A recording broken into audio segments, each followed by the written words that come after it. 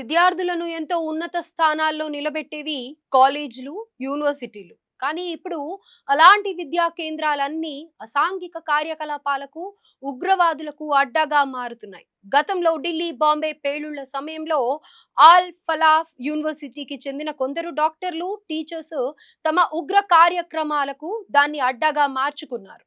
వీళ్ళు యావత్ దేశ వ్యాప్తంగా విధ్వంసం సృష్టించాలని ప్లాన్ చేశారు. ప్రస్తుతం ఈ కేసు దర్యాప్తులో ఉంది. అదేవిధంగా ఢిల్లీలోని జవహర్ లాల్ నెహ్రూ యూనివర్సిటీ క్యాంపస్ లోను మహమ్మద్ అలీ జిన్నా పోస్టర్లు, నినాదాలు వివాదాన్ని రాజేసిన సంగతి తెలిసిందే. ఇప్పుడు మరో యూనివర్సిటీ వివాదంలో చిక్కుకుంది. అదే అలీగఢ్ ముస్లిం యూనివర్సిటీ. ఇంతలా అందరి నూళ్లలో నానడానికి కారణం ఆ యూనివర్సిటీలో అనుమానాస్పద వస్తువులు దొరకడం. ఆ వర్సిటీకి చెందిన సర్ జియావుద్దీన్ హాల్లోని ఒక రూమ్ లో అధికారులు సోదాలు నిర్వహించగా వారికి నాటు 32 బోర్ పిస్తోల్ తూటాలు, ఖాళీ మ్యాగజైన్లు, ఫేక్ కరెన్సీతో పాటు 12 బోర్ క్యాట్రిడ్జ్లు, ఒక బుల్లెట్ క్యాట్రిడ్జ్, అలాగే ఎంటీ షెల్స్, 8 మొబైల్ ఫోన్స్ దొరికాయి.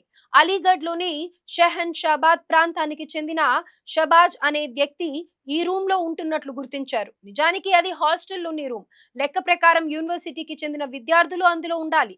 కానీ ఈ నిందితుడు గదిలోకి ఎలా వచ్చాడనేది ప్రస్తుతానికి ప్రశ్నార్థకంగా మారింది. ఈ క్రమంలోనే నిందితుడు షబాజ్ ఆ రూమ్ లోని విద్యార్థులను బెదిరించి అక్రమంగా ఆక్రమించుకున్నాడా, లేక యూనివర్సిటీలో ఎవరైనా అతనికి సహకరించారా అనే కోణంలో పోలీసులు ఆరా తీస్తున్నారు. అయితే ఈ నెల 6న అలీగఢ్ లోని సివిల్ లైసెన్స్ ప్రాంతంలో కాల్పుల ఘటన చోటు చేసుకోగా అధికారులు విచారణ కొనసాగుతోంది. ఈ క్రమంలోనే ముగ్గురు అనుమానితులను అదుపులోకి తీసుకున్నారు.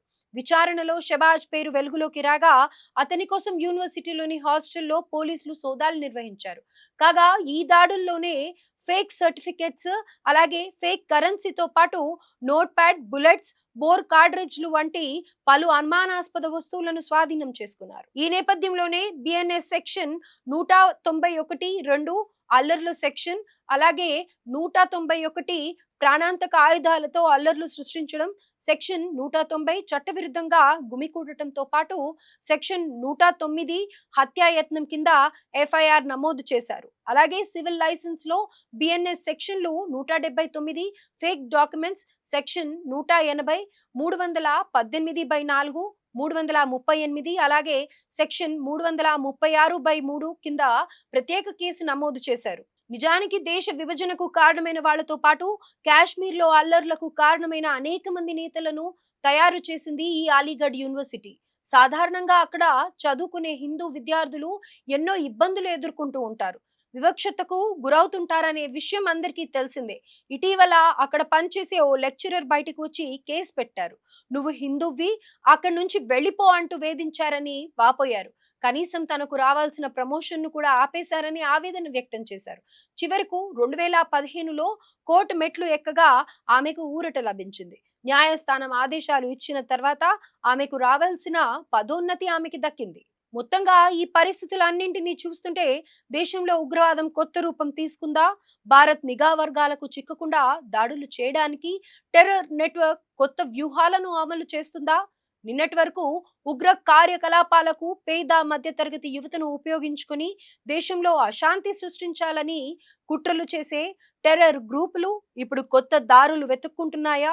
వైట్ కాలర్ ఉద్యోగస్తులు, విద్యార్థులు సైతం టెర్రర్ యాక్టివిటీస్ పట్ల ఆకర్షితులవుతున్నారా అనే పలు అనుమానాలు వ్యక్తం అవుతున్నాయి. అయితే భారత్ టార్గెట్ గా ఉగ్రవాద మూకలు చేస్తున్న పలు కార్యకలాపాలపై భద్రతా దళాలు నిఘా పెంచాయి. ఈ క్రమంలోనే ఫిబ్రవరి నుంచి ఇప్పటి వరకు పలువురు అనుమానిత ఉగ్రవాదులను అరెస్ట్ చేశాయి. పాకిస్తాన్ ఐఎస్ఐ మద్దతుతో తమిళనాడు, పశ్చిమ బెంగాల్లో భారీ దాడులకు ప్లాన్ చేసిన 8 మందితో పాటు విజయవాడ, హైదరాబాద్ లింకులతో ఐఎస్ఐకి చెందిన మరీ కొంతమంది నిందితులు అరెస్ట్ అయ్యారు.